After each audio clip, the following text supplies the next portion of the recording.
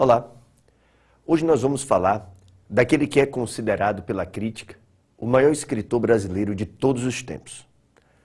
A nossa literatura, ela vai começar, não uma literatura brasileira, como você sabe, mas uma literatura sobre o Brasil, lá em 1500 e até os nossos dias de hoje, ele ainda é considerado o principal expoente da nossa literatura.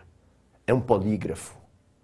É aquele escritor que vai ter a excelência de ser um grande contista, considerado um dos melhores contistas do mundo, são mais de 200 contos, um grande poeta, um crítico literário, um cronista do seu tempo e um excelente prosador.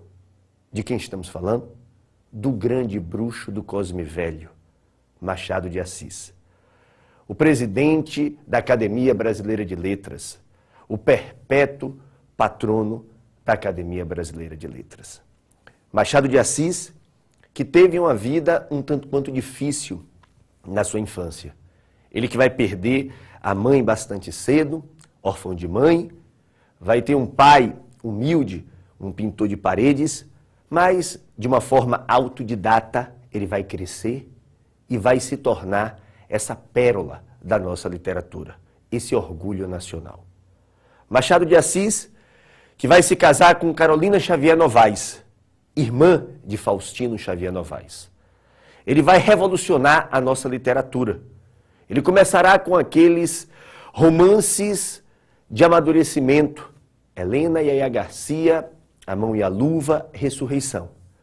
Mas aquilo que hoje, de fato, vai nos interessar é a fase realista machadiana. Aquela obra que é considerada uma das 100 essenciais obras da literatura brasileira, segundo alguns críticos. Memórias Póstumas de Brás Cubas. Esta obra que vai ter grandes inovações, os capítulos curtos, a ironia mordaz, a ironia cáustica. Nesta obra nós vamos ter um narrador em primeira pessoa, Brás Cubas, que vai contar a sua vida. E para que você observe de forma bastante atenta, perceba nessa fantástica adaptação fílmica, ele, Brás Cubas, no personagem do grande ator que é Reginaldo Faria. Normalmente se começa uma história pelo começo, mas decidi começar pelo fim, por 2 motivos. O primeiro é que, como eu ressuscitei para ser o autor destas memórias, eu não sou um autor defunto, mas um defunto autor. A sepultura para mim foi outro berço. Segundo é que a história fica renovada e moderna. Moisés, que também contou sua morte na Bíblia, começou pelo nascimento e não pela morte. Aliás, essa é uma diferença radical entre minha história e a Bíblia. Fantástico. Esse Machado de Assis, realista, autor de Memórias Póstumas e Brás Cubas, Dom Casmurro, Quincas Borba e Memorial de Aires, ele vai ter como um traço bastante forte o pessimismo. Mas o pessimismo machadiano é um pessimismo que chega a ser nihilista. O pessimismo é essa tendência a somente olharmos para o lado ruim de todas as coisas. E Machado, ele vai ter essa visão desencantada da vida, essa visão trágica da existência. Machado de Assis, um cético, um ateu, que quando estava no leito da morte, já nos seus últimos momentos, a sua secretária perguntou se era para ela chamar um padre e ele disse não, seria hipocrisia, pois eu não acredito. Então, este Machado de Assis, irônico, da ironia corrosiva, esse Machado de Assis que vai nos mostrar um humorismo, aquele riso de canto de boca. Machado de Assis que vai em Dom Casmurro, que durante tantos anos ficou sendo aquele romance em que nós discutíamos uma suposta traição daquela que é Capitolina, que foi, durante tantos anos, Capitu, o grande mistério dessa fabulosa narrativa. E hoje nós fazemos um outro olhar. Nós temos um outro ponto de vista. Porque esse narrador, Bento Santiago, perceba a importância do nome. Bento, o abençoado de Deus, filho de Dona Glória. Santiago, apesar do caráter santo, ele que vai para o seminário, ele tem Iago. Importante você lembrar que Iago, personagem de Shakespeare, que Machado de Assis lia bastante.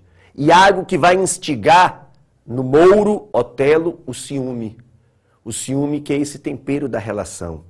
E se você excede nesse tempero, você estraga a relação. Otelo que mata Desdêmona e depois, descobrindo a sua inocência, se mata. Então, nesta obra, a suposta traição ou não traição, ela não tem grande importância. E quem primeiro nos mostra isso, uma norte-americana chamada Helen Cadwell, que vai fazer um fantástico estudo chamado, em Dom Casmurro, The Brazilian's Othello. Aqui nós vamos ter Bento Santiago, aquele indivíduo arruinado, aquele advogado que vai tentar, através da sua escrita, ele que quer atar as duas pontas da existência e restaurar na velhice a adolescência.